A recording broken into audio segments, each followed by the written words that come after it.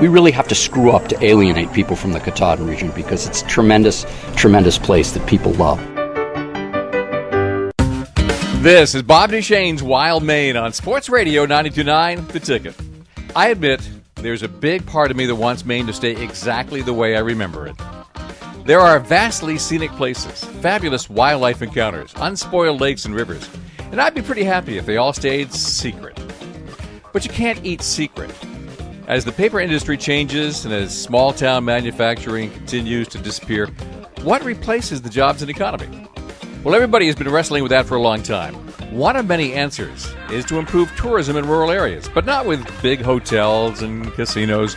Rather, what if we took all those things that make northern Maine, the same scenery and cultural history, the same wild rivers and wildlife, the same opportunities for snowmobiling and mountain biking, and made it just a little easier for tourists to drop money into our economy without spoiling it all? What if we just took what we've got and made a few more bucks off it? And if you keep your ears here for the next hour, I'll take your ears up to Patton, Sherman, Grindstone, Medway, and Millinocket.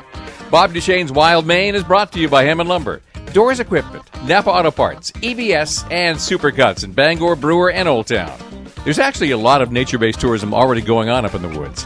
There's the Northern Forest Canoe Trail, Maine Hudson Trails, AMC's Maine Woods Initiative, the Thoreau Wabnaki Trail. There are outfitters like Northern Outdoors in the Forks, the Birches in Rockwood, and New England Outdoor Center in Millinocket to provide a wide range of adventures in the woods, from snowmobiling to whitewater rafting to mountain biking to cross-country skiing. There are sporting camps who have found new ways to find new customers. That's all going on right as we speak. And just as importantly, there are efforts to tie them all together. Today's show is about one of the bigger efforts. In a moment, I'm going to climb onto a Sear motor coach with a bunch of other people more important than me, and we're going on a familiarization tour of a major scenic byway project. What you're about to hear is no hypothetical plan. It's already happening. As today's show begins, I'm on the bus, and Fred Michaud from the Maine Department of Transportation is explaining what the heck we're doing on this bus. Hi, I'm Fred Michaud. I'm a coordinator for the Maine DOT's Scenic Byways program. Today we'll tour here and we'll pick up some additional people in Medway and then move on to Sherman and Patton, where we will start looking at elements of the byway. Our intent today is to show you some of the things that are going on in the Katahdin area that's not just the debate over a national park and all the noise that generates. And there's actually progress being made in developing tourism in the area. There are strategies and plans that are being employed and investments that are occurring. So we just want to highlight some of those features so that you know that there's more than this argument. I grew up in East Millinocket, so I'm very aware of the argument. So we'll go to Patton, Maine, and start there.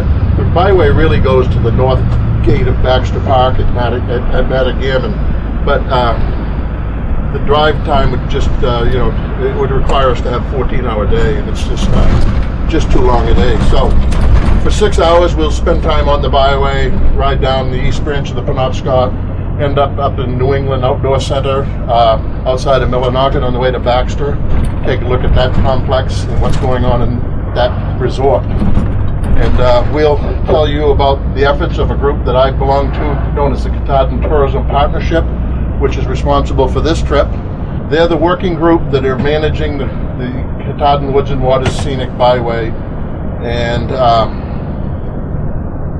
I love it. They're like the mouse that roared, and they're getting things done in the North Country, and there's a lot of spirit to make things positive up there with the demise of the mills.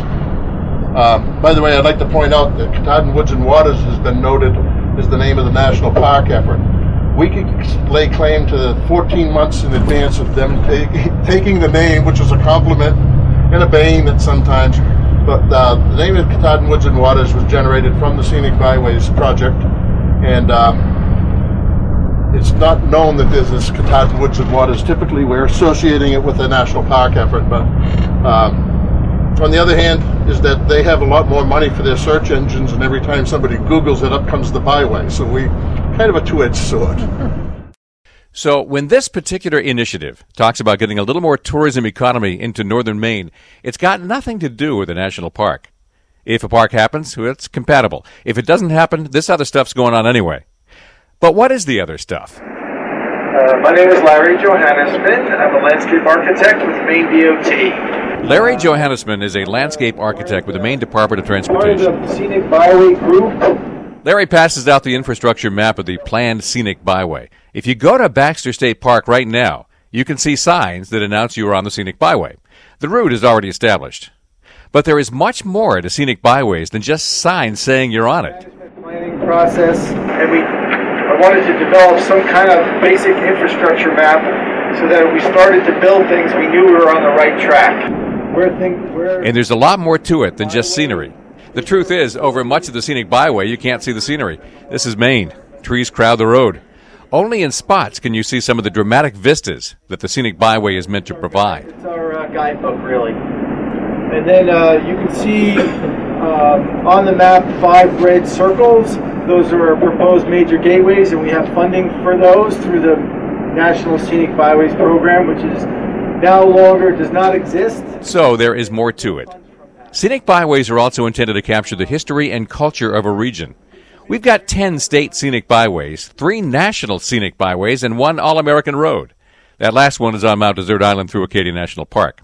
The first 3 are in iconic places like Katahdin, the St. John Valley, the Bold Coast, the $1 Million View, Moosehead Lake, Grafton Notch, and so on.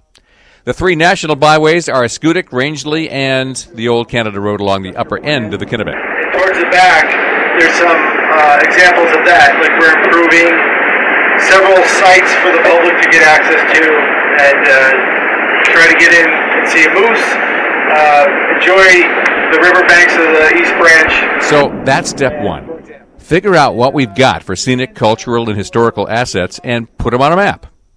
Step 2, what do people find when they get there? That's what today's familiarization tour is all about. The Katahdin Woods and Water Scenic Byway is first and foremost a partnership between local businesses, nonprofits, municipalities, the state, and the federal government. Each has a role to play. What Larry Johannesman is laying out for us is a series of signs, kiosks, trailheads, gateways, and rest areas that link it all together. Okay, yeah, so now I'll explain the 3 gateways. The first one is the Medway Gateway, which will be the biggest. Gateways. If you're a tourist from away, bringing your vacation money into the special parts of our rural economy, how do you know when you've gotten there? And what do you do with it? To us, it's pretty obvious. In this case, some of the obvious places also happen to be where new gateways are going to go. The biggest will be in Medway. Shortly after you get off the highway, there it is, a travel stop, rest area, interpretive panels, an interpretive shelter which can hold printed information, picnic area, all with a view of Katahdin. There'll be a smaller one in Sherman and another in Patton. Because if you're going to the northern entrance to Baxter State Park, it helps the tourists to know what they're doing and even which way they turn after they get off I-95 on Route 11 in Sherman. And where to make the turn in Patton. And what else to do in the area. Gateways. Yeah, then there's a fancy drawing, this guy. We designed this little upright kiosk that will go in the town centers. And we've got funding for that, which is awesome. And then smaller kiosks and information centers will be set up in each town, which can contain the information to show people what to do, sending customers to local businesses like shops, accommodations, sporting camps, outfitters. Yeah, so we're gonna as we tour around, you'll see some of these sites, and we'll take a brief stop and hopefully get out, and because it's so beautiful, and describe some of the things that we're up to. Today's episode of Bob Duchesne's Wild Maine is on a Sear bus on a familiarization tour of the Katahdin Woods and Water Scenic Byway. So far, Fred Michaud and Larry Johannesman from the Maine Department of Transportation have been explaining what the byway is and how it ties things together. But what is it tying together? We'll learn more in a moment, and then in about 10 minutes, we'll visit one of them. This is Sports Radio 92.9, The Ticket.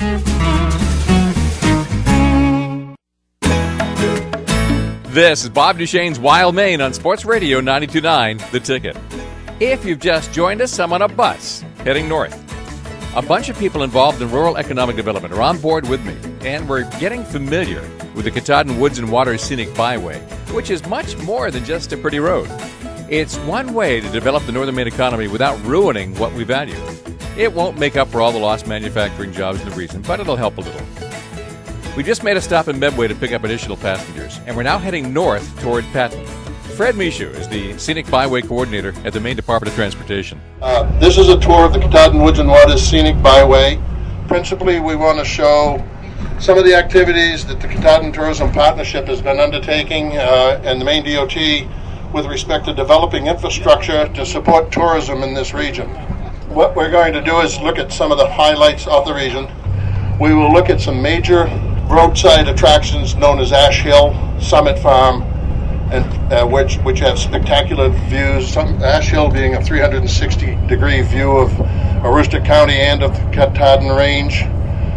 We'll move down to Summit Farm, and then we'll proceed down the Route 11 to the Grindstone Rest Area, which is a very pretty rest area that DOT maintains on the east branch of the Penobscot. We want to show that off because we have some projects on the east branch that we are planning to undertake, including the development of a 1.6-mile walking trail along the Grindstone Falls, where we thin out the branches and make a walking path and places to sit along the falls all along its entire length. And that project is probably going to hopefully be developed next year.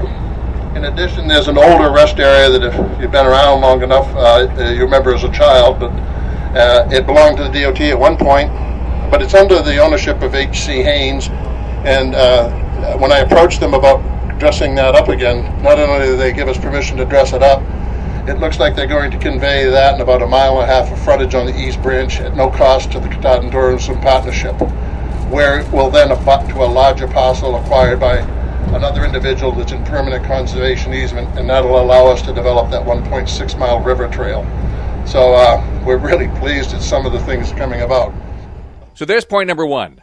Roads and bridges are expensive. Corporate tax breaks are expensive. This kind of infrastructure is relatively cheap. Rest stops, signs, trails.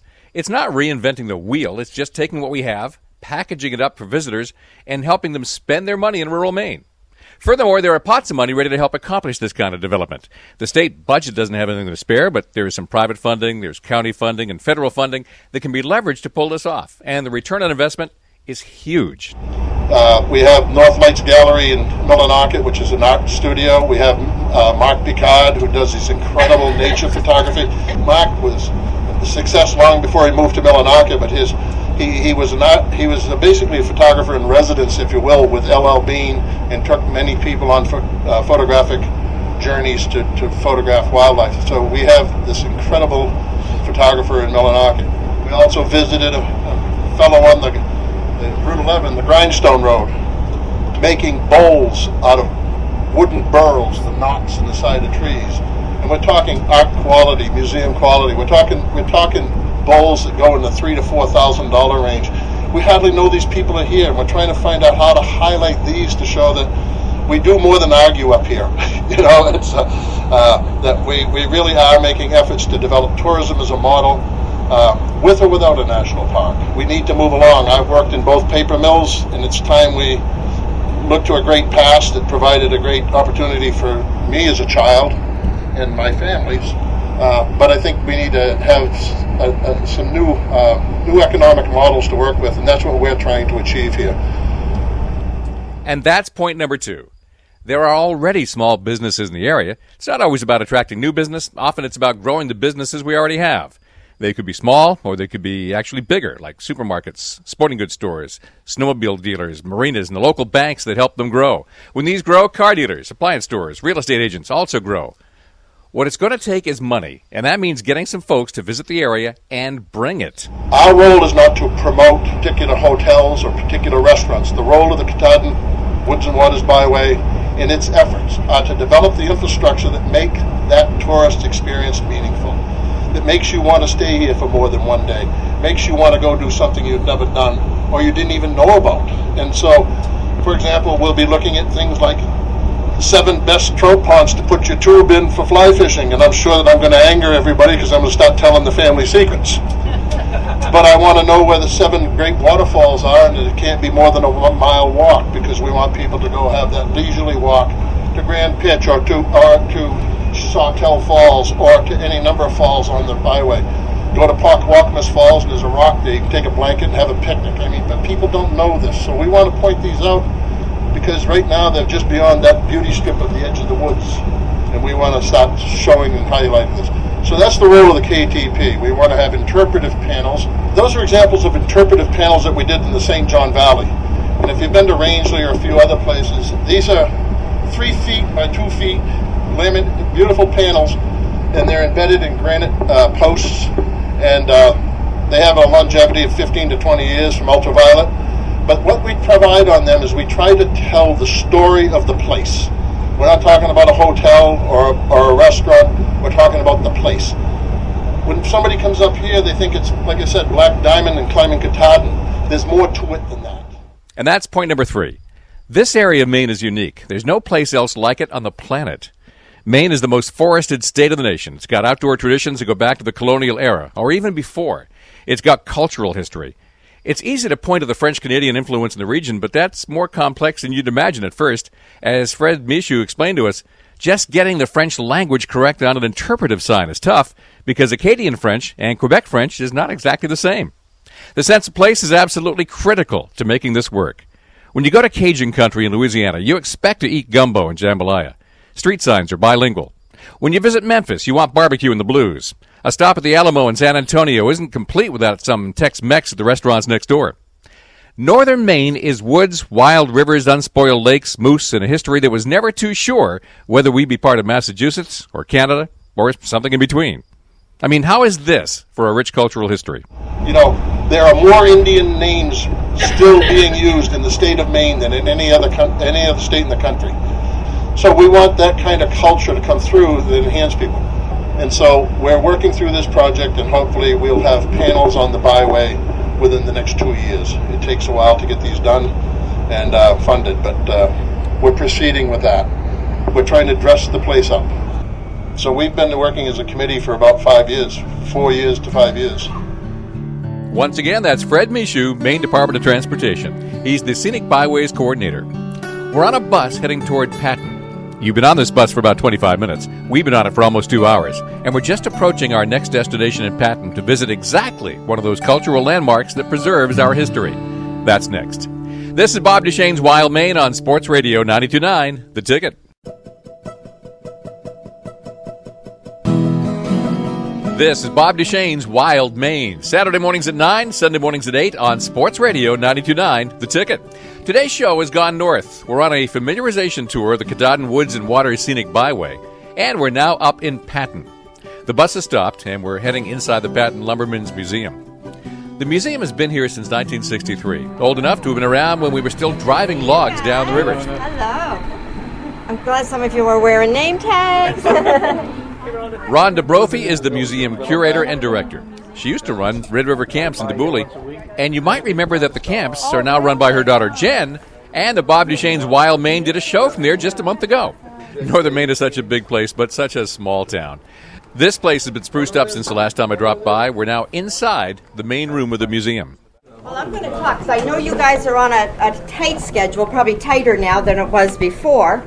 I have some handouts I'm going to pass around. I'm Rhonda Brophy, and I run the museum, I guess. I'm not sure exactly what my title is, but I do a little bit of everything, including mowing the grass.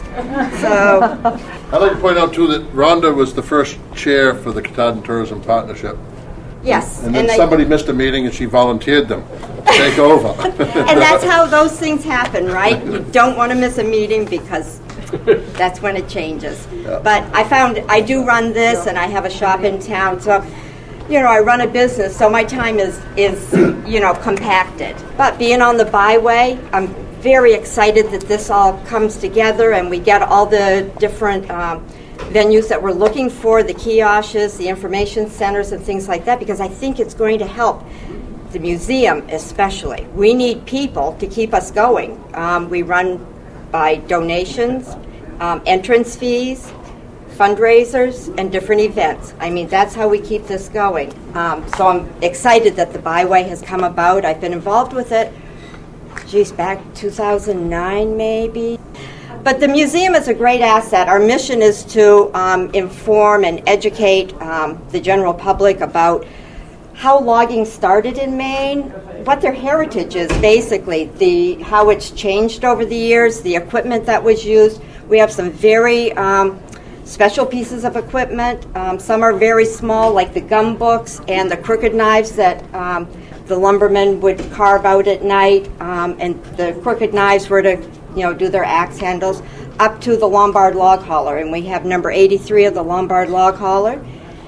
In our shed, we have a foundation across the road. We want to move it as soon as we can, get a shelter for it once we move it, which will bring more visibility to us. And the Lombard was significant because, first of all, it was made right in Waterville, Maine. The second, it was the beginning of the cleat track. It is the first cleat track to be patented in the country. The patent was later sold to the Army, to Holt, and to a variety of other places. But these 83 machines were the first machines to operate on a cleat track. The Mechanical Society of America or whatever, it is listed in that, and they have just recently put a map on the internet showing all the great mechanical achievements of the United States, and the Lumbermen's Museum and the Lombard are now listed on there.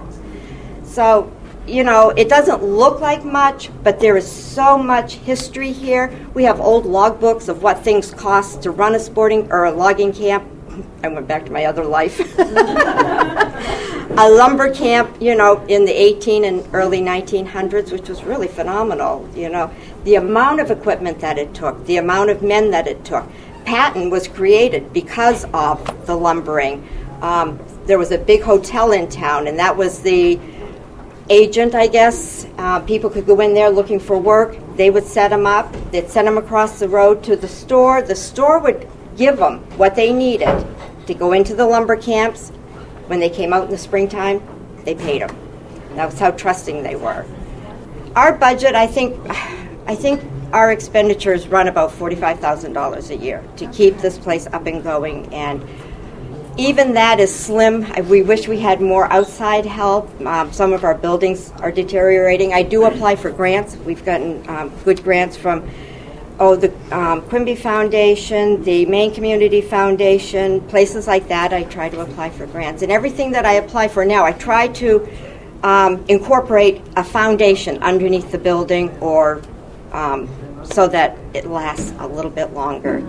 Back in 1963, 50-some years ago, everything was built on the ground. So, of course, there's rot and deterioration. And like I said, I think this byway that your folks are on a tour of is going to be very essential to keeping the people coming. We have people from Scotland, Ireland, England, Venezuela.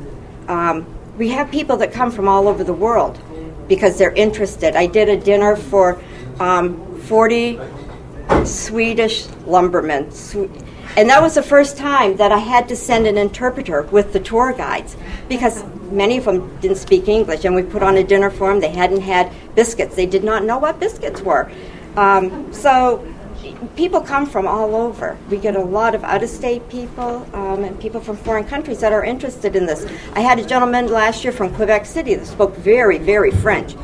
He asked me about the sawmill piece of equipment. We have over 1,000 different articles here. I didn't know what he was, but somebody had told him what building it was.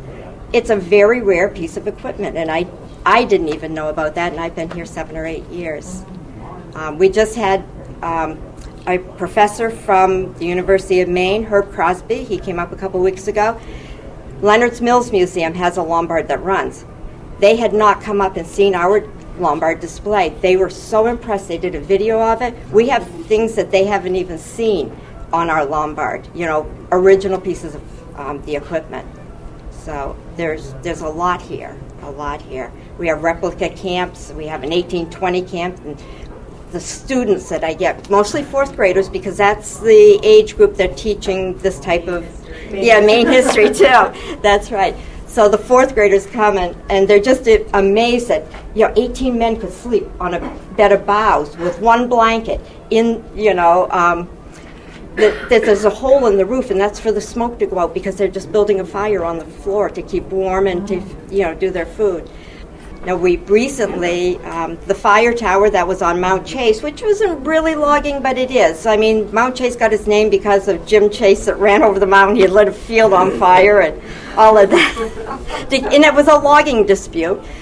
We have a part of the tramway. I'm not sure if you know what the tramway is out on Eagle Lake, and that was a system that was created back in the early 1900s. It was a cable system with cradles, and they would roll the logs on, had steam engines to keep this continuous cable going to drop them into another lake. I also have information on the Telos Cut, and that again, the Allagash River flows north, the Penobscot flows south to Bangor. In this area of Maine, they did not want all the lumber to go to Canada, so they built a series of dams and waterways to reroute the waterway into the Penobscot, which almost caused a war. And we're still kind of in that situation, I think, now. We also have a lot of original artwork from various people. Over 1,000 photographs, and these are original photographs of the logging and lumbering. Carl Springhorn was a famous artist and photographer, and he donated his collection to us before he passed away. We open Memorial Day weekend, and we're open 3 days a week until July, because June is a little bit slow. Then we're open 6 days a week right through to Columbus Day weekend. That's Rhonda Brophy, curator and director of the Patent Lumbermen's Museum. It's just one of our historical, cultural, and community assets that already exists, ready to show visitors what Maine is really all about along the Katahdin Woods and Water Scenic Byway. Of course, it wouldn't be a scenic byway if we didn't have scenery. We'll hit some of those scenic spots on our way to Millinocket, and that's up next. This is Bob Duchesne's Wild Maine on Sports Radio 92.9 The Ticket.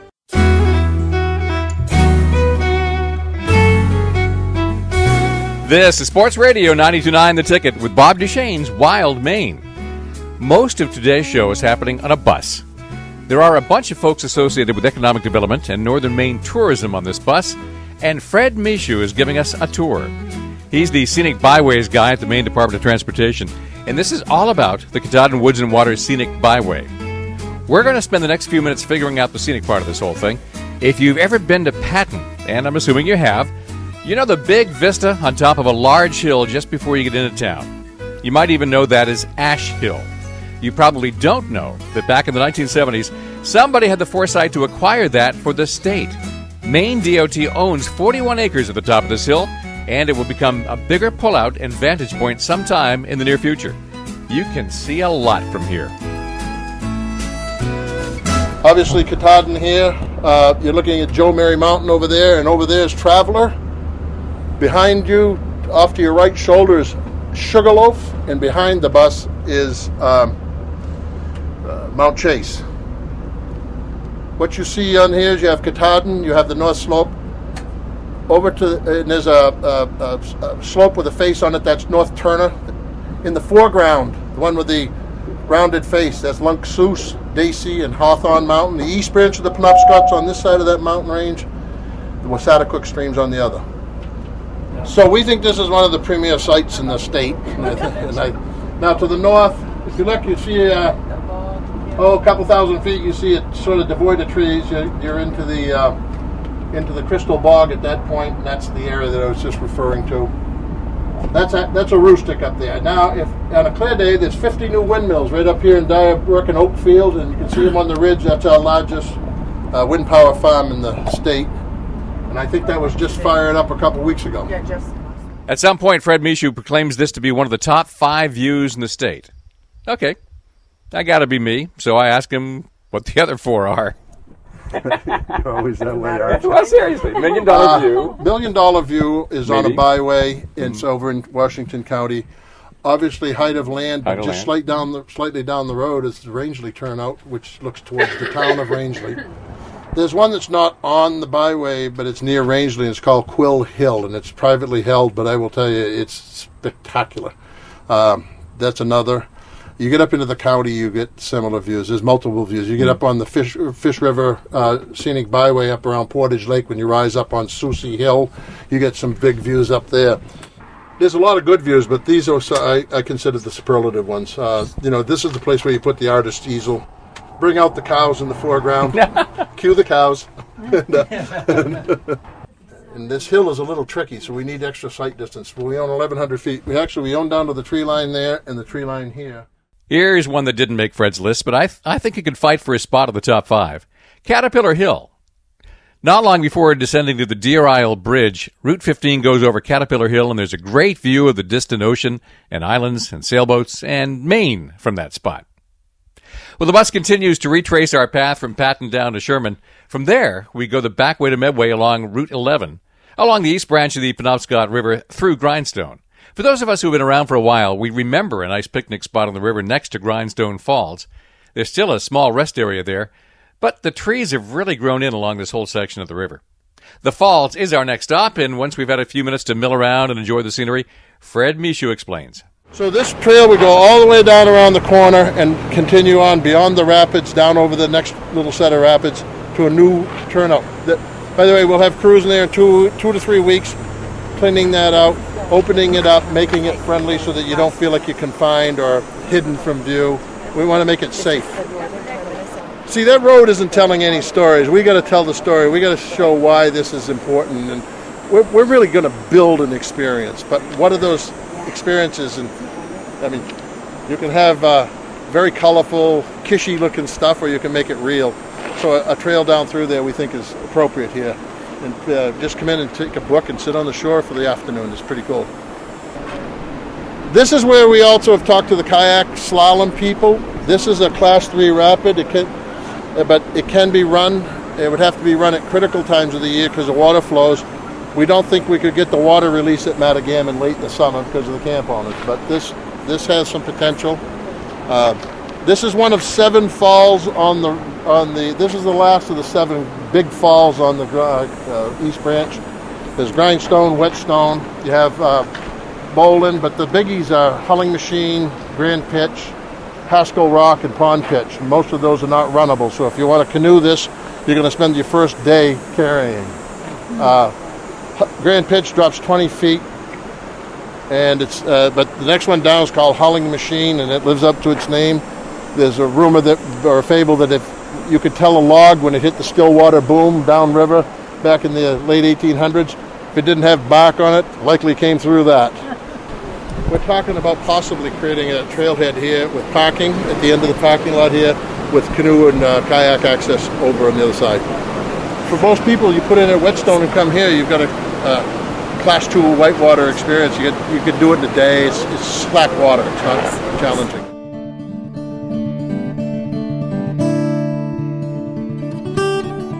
The voice you're hearing is Fred Michaud, the Scenic Byways guy at the Maine Department of Transportation. We are at Grindstone Falls on the east branch of the Penobscot River, which is getting a big upgrade as part of the Katahdin Woods and Waters Scenic Byway. Fred made 2 key points in there. Scenic byways aren't just for seeing, they're for doing. This site along Grindstone Falls is slated for a walking path along the river over a mile downstream. And there are plans for better canoe access and even discussions about whitewater slalom canoe races maybe someday here in the future. The second point is about keeping it real. A key word that all outdoor tourism people have been talking about for over a decade is the need for authenticity. You can have river walks anywhere there's a river in America. In order to be really interesting, ours have got to reflect what we're all about. Unspoiled, with emphasis on our outdoor history and culture. That's who we Mainers are and always have been. And this trail has got to reflect that. From here, we're off to Millinocket, and I'll meet you there in about 3 minutes as Bob Duchesne's Wild Maine continues on Sports Radio 92.9 The Ticket.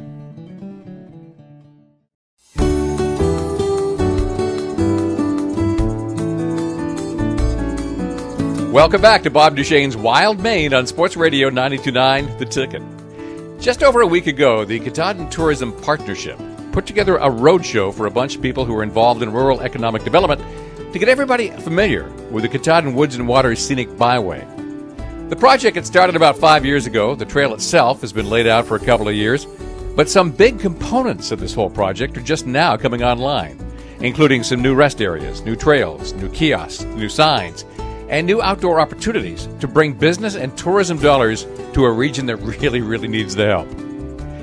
As this last segment of today's show begins, we've just finished lunch at the River Drivers Restaurant at the New England Outdoor Center. Matt Polstein is about to speak, and I'm about to listen because I've known Matt for a long time, and we even served together on a nature-based tourism task force for about 8 years. Matt started off as a whitewater river guide, and that was his first big entrepreneurial adventure. When he bought an old sporting camp on Millinocket Lake, Robinson's Twin Pines, he needed to branch out into snowmobiling almost immediately, and one thing leads to another. Snowmobiling, in my mind, is a fairly mature business for this area. It's one that all the communities from the north end of the park to the south understand the importance of it, and they understand that, good connectivity, a reliable network of trails, places to get gas, places to get food, places to sleep, strategically laid out, are critical to the success, not just the use, but the success of that kind of a trail network.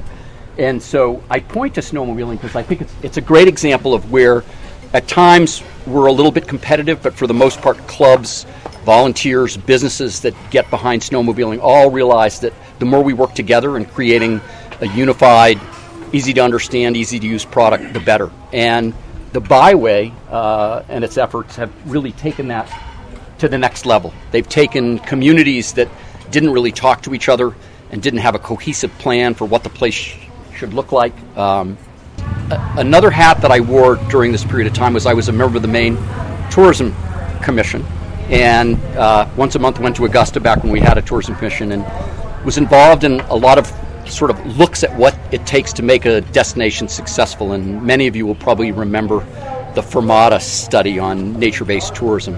And it was a study that really resonated with me because I had come to learn up here when we weren't cooperating with our neighbors and the communities around us that I really like the idea of the concept of a rising tide lifts all ships. And to rise the tide, you need lots of attractions. You need lots of things that appeal to people. I'd been a pure play whitewater rafting business, and if any of you know anything about whitewater rafting, it peaked in about 2001, and it's had a 5 to 10% decline ever since. And so thankfully my business was diversifying into other things at a pace that just about equaled the loss of business we were experiencing with rafting.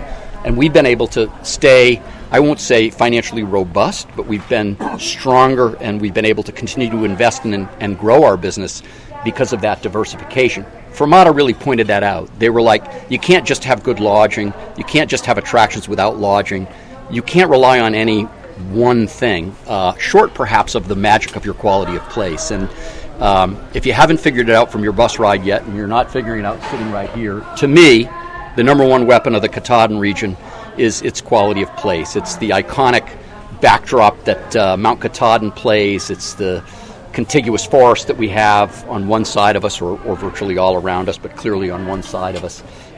It's the unspoiled nature of this area. And I say unspoiled, I mean, we're Mainers. This is an industrial forest. We use it, but you know what? My customers think it's a completely unspoiled area. And as far as I'm concerned, it's an unspoiled area. It has use. And to the extent that we use it sustainably and logically, it'll be here forever to support us, and it can't be exported. It's something unique to our setting. So I'm really happy to be here, although I have my moments of frustration. I'm really happy to be here and think that the future is bright for us, in part because of efforts like the Byway's efforts to get us to think more sort of cohesively about what our future is and where we're going. Switching back to what we're doing here. As I said earlier, our business model in the 80s was we sold raft trips, and people came rafting, and we found they needed a place to stay, or they needed a place to get breakfast in the morning before their trip. And we were in these little communities over in the Forks on the Kennebec River that didn't really have any amenities like that to share. So we bought a hotel, and it had a restaurant, so we started serving food, and we started putting people up. And it wasn't really the business that we'd planned or wanted to be in, but it was essential, again, to creating a total package that worked for our guests. And as I mentioned before, our investment had been focused over on the Kennebec, and we kind of had fallen behind on the Penobscot. And when we bought Twin Pine Camps, we came to realize that rafting alone wasn't the key to our future. It was people's connection with this place, and we needed to start doing more things. The snowmobiling in the winter was a piece of it, developing cross-country skiing and snowshoeing to support the winter business with a different market was another. In the summer, we started running watchable wildlife tours, guiding canoe trips, guiding hiking, and just generally supporting people that were drawn here not by an activity, but by the setting, the location, that mountain, the draw of Mount Katahdin and Baxter State Park. And as rafting declined, we've continued to think about, what do we do? What are the catalysts for driving customer growth here? If it's place, what are the attractions that we think will best serve people if they want to come here? And in part through working with Fred and looking at the idea of developing a long bicycle trail from Matagamon, potentially all the way over to Greenville, experiencing some interaction with the folks from the Kingdom Trails in Vermont, actually going to visit that site, going over and looking at what's going on with biking at Sugarloaf. We came to believe that we, again, with all of the other amenities that we have here, rafting, canoeing, kayaking, 225 miles of pedestrian trails in Baxter State Park, we have topography and rocks, which are really appealing to bikers, in a way that lends this area to a high-quality destination mountain biking site. And so we wanted to do something, again, that can't just easily be duplicated anywhere else. And we felt that the collection of recreational amenities, the topography we have, the fact that we actually own 1,400 acres of land, so we have reasonably easy flexibility in terms of being confident about investments we make in that land and it being available to us to use for the long term, reached out to IMBA, the International Mountain Bike Association, and with the Maine Winter Sports Center and Elliotsville Plantation, Inc., formed a Northern Maine IMBA chapter called Northern Maine Trails Alliance. And then we formed a nonprofit of our own called Katahdin Area Trails. And through a sort of public-private business partnership effort, we are now looking to build, over the next 5 years, about between 50 and 100 miles of trails on our property to build a regionally recognized draw or attraction to this area that targets mountain biking. If you're not at all familiar with the demographic of mountain bikers, they tend to be younger men, they tend to make a lot of money, and they tend to travel a lot for their sports. And so our feeling is, with what we have here already for attractions, this is a great place where younger men will actually be able to come with their families, because their families that may or may not want to mountain bike will actually be able to raft or go on a guided fishing trip or go out and look for moose or go on a canoe trip. So we have a lot of things that we can package to go with the biking.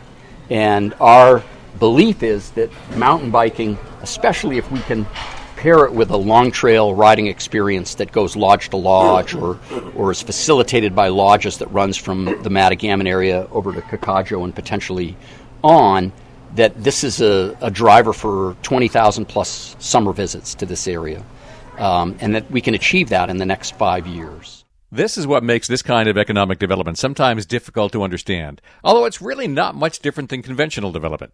You need a product, you need customers, you need to market the product to the customers, and you need to get the product to the customers. It all takes basic infrastructure, so roads and bridges and railways are always at the top of our minds. For high-tech, high-speed internet is your infrastructure. But for this type of tourism development, your product is a set of unique experiences, and the product needs to be packaged so that there's enough food and accommodations locally, enough different alternatives for entertainment to keep families engaged, and a way to let those customers understand how to use the product with pullouts, kiosks, signs, and trails, all connected together in a region. It's cheap infrastructure if you know how to pull it off.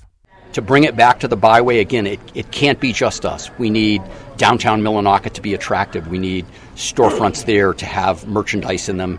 And it's a chicken and egg fight all the time. Do you invest money in downtown when the customers aren't here to support it?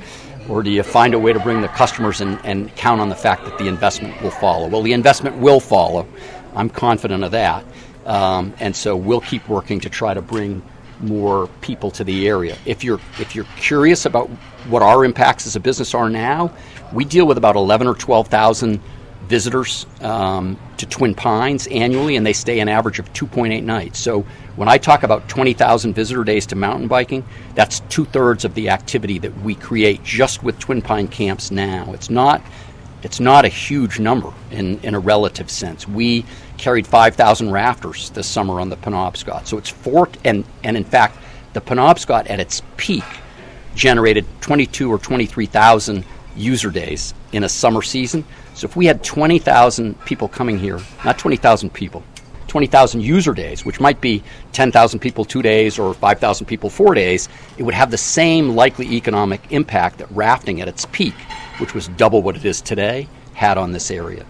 We're anxious to see more people jump in, join the fray, build and invest around us. I mean, sadly, with our population and our cost of doing business, you can't survive, from my perspective, in the tourism industry in northern Maine doing any one thing and doing it year-round. You've got to be mastered by numerous different opportunities, and you have to take advantage of all of them where you can. And And, people say ridiculously, Baxter State Park doesn't contribute much to the area. Well, I wouldn't be here without Baxter State Park. People say, well, snowmobiling's only in the winter. I wouldn't be here without snowmobiling. And none of the investment we've made would be possible if we didn't have a bit of rafting, tremendous support from people visiting Baxter State Park, snowmobiling, building into that cross-country skiers, building into that mountain bikers, building into that birders, building into that people that come see our iconic moose that they go to Bar Harbor to look for and never find. And then they come here. When they come here, they say, you know what, I went to Bar Harbor looking for something, I didn't find it, it's here. And guess where they come back the next year? We really have to screw up to alienate people from the Katahdin region because it's a tremendous, tremendous place that people love. That is Matt Polstein at New England Outdoor Center at the tail end of a tour of the new Katahdin Woods and Water Scenic Byway. If you want to share this show with somebody, it's on the website at 929theticket.com. Bob Duchesne's Wild Maine is brought to you by Hammond Lumber, Doors Equipment, Napa Auto Parts, EBS, and Supercuts in Bangor, Brewer, and Old Town. Join me again every Saturday at 9, Sunday at 8 on Sports Radio 92.9 The Ticket.